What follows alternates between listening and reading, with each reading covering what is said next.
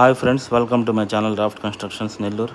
Previous వీడియోలో మనం షింకింగ్ process వరకు చూసాము. ఆఫ్టర్ షింకింగ్ మనం షింక్ చేసిన తర్వాత మన ప్లింత్ బీమ్ కోసం మనకు బాటల్ అనేది వేసుకున్నాం ఫ్రెండ్స్.